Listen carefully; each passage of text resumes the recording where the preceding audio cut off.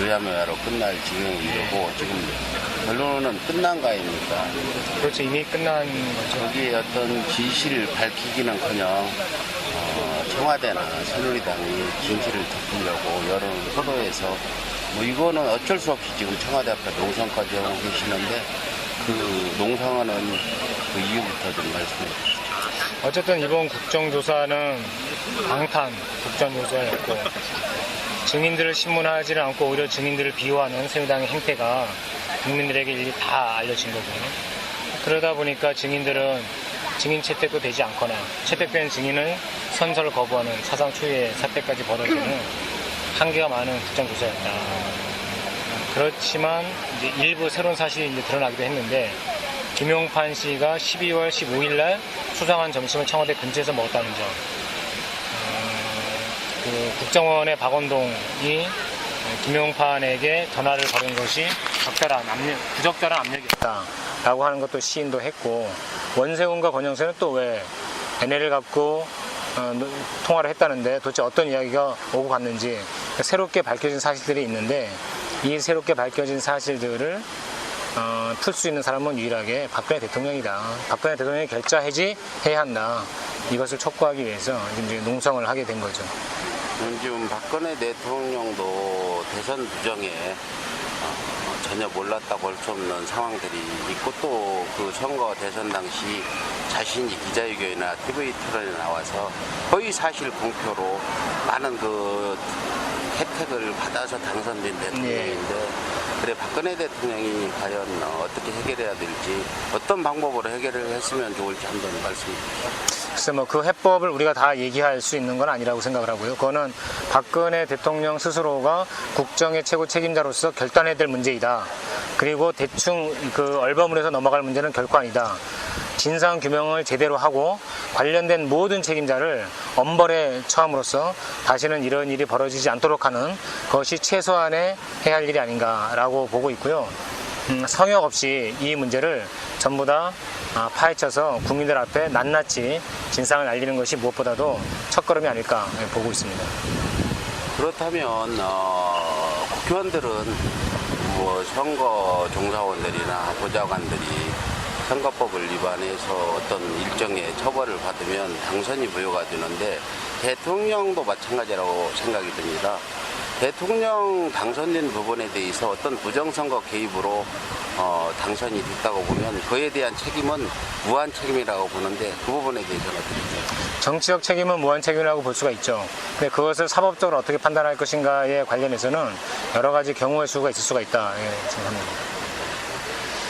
그러면은 이제 국정조사도 끝났고, 지금 어제 인터뷰를 보니까 특검 말씀을 하셨는데, 특검을 해야 될 당위성을 좀 설명해 주시죠. 현재로서 수사를 할 수 있는 기관은 이제 특검밖에 없습니다. 제도적으로 보면.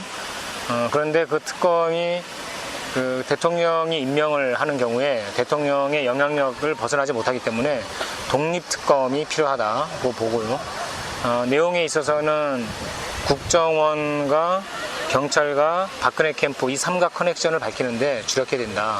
새롭게 밝혀진 사실들이 쭉 있으니까 뭐 김하영에 대한 수사를 했는데 이것도 12개 팀 중에 1개 팀밖에 하지 못했다는 것이고, 국정원과 NL에 관련된 그 박근혜 캠프하고의 연계 의혹도 당연히 있었고, 경찰의 부실 수사 그리고 과정에서 권은희 과장에 대한 그 수사 외압, 이런 것들이 낱낱이 전부 다 밝혀져야 되겠죠. 그러니까 이런 것 새롭게 밝혀진 의혹들을 전부를 밝히려면, 그러면 국민들의 강력한 국민 행동과 더불어서 특검을 통해서 밝혀가는 수순을 밟는 것이 필요하지 않을까 봅니다. 지금 현재 그 어떤 국민들이 보는 눈도 지금 국정조사가 끝나고 여론조사를 하니까 국민의 절반 이상이 문제가 있었다, 이렇게 조사가 나왔고, 또 심지어 지금 촛불이 도시에서 농촌 마을까지 지금 이렇게 촛불을 들고 있습니다.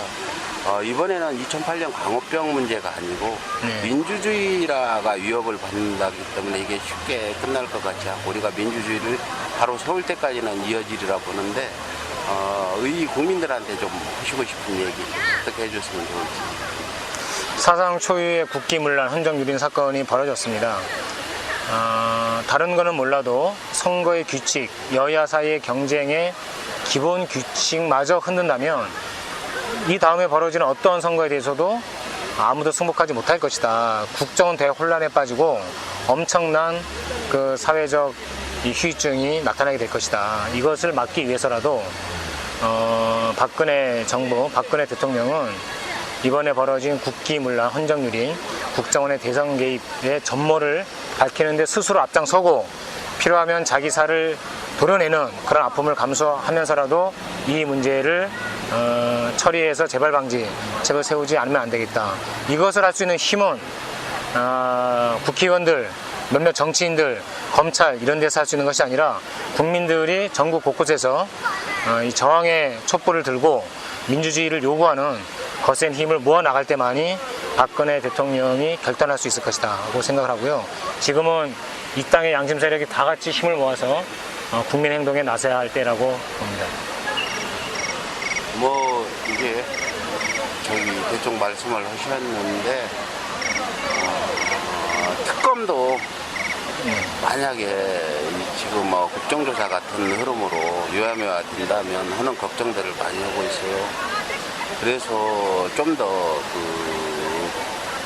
우리 국민들이 어떤 깨어있는 국민들이 행동을 해야 되는 부분들을 많이 막중한 책임감들을 가지고 지금 앞장서는 사람들은 활동들을 하는데 저희도 이제 특검을 한다 해도 그렇게 큰 기대가 안 되는 게 이 새누리나 박근혜 정부의 그 구성원들이 정말 제대로 된 정립지 못하다는 부분들이 염려가 되는데 그 권은희 전 수서경찰서 과장이 그냥 당연히 다른 말을 해야 되는 당연한 말을 했는데도 지금 국민들이 대단한 칭찬을 하고 있는 부분이 대한민국이 어느 수준까지 가 있다는 걸 우리가 나타내는 부분 같아요.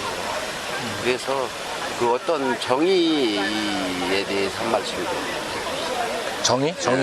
대한민국의 현 상황, 권은희 수사과장이 당연히 수사과장으로서 헐지를 했고 또 국정조사 나와서 당연히 사실대로 얘기했을 뿐인데 그게 대단한 행동을 한 것 같이 생각해야 될 정도의 대한민국의 어떤 정의롭지 못한 부분. 뭐 그러기도 하지만 그렇게 정의롭지 못하기 때문에 권은희 과장의 행동은 더욱더 빛나는 것이다 고 보고요.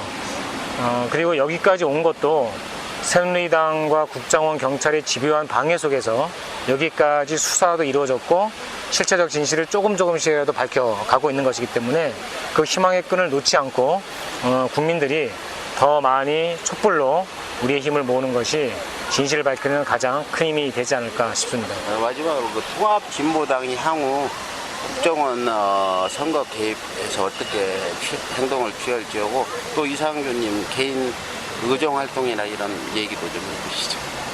이번에 이제 민주당도 자신들이 야당으로서 제 역할을 하지 못하면 국민들의 외면을 받을 수 있다라고 하는 경고의 목소리도 들었고 이런 와중에서 나름대로 또 열심히 한 측면도 없지 않아 있습니다.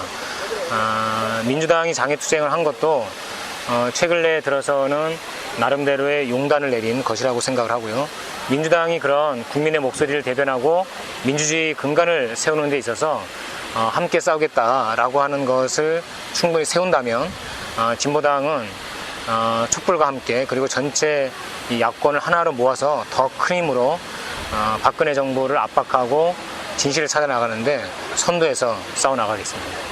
그리고 이상규 의원님이 이제 처음으로 국회에 입성하셔서 많은 활약을 하고 계시는데 네. 그 소감하고 앞으로 어떻게 국회의원 뭐 저희야 활동을 하겠다는 거. 그 민심이 가라고 하는 길 아무리 힘들고 어려운 곳이라도 마다하지 않고 그냥 뚜벅뚜벅 가는 게 그 진보당 아닙니까? 예, 지금까지 그렇게 활동해 온 것처럼 현장에서 노동자들과 농민들과 서민들과 함께 해왔던 것처럼 그 마음 변치 않고 의정 활동도 꿋꿋하게 당차게 현장에서 해 나가도록 하겠습니다. 이 무더위에 아무도 안 나는 일 혼자 또 이 앞에 앉아서 이렇게 농성을 하고 계시니까 저희 입장으로서는 얼마나 고맙고 감사한지 아닙니다. 말씀드립니다. 당연히 할 일이죠. 예.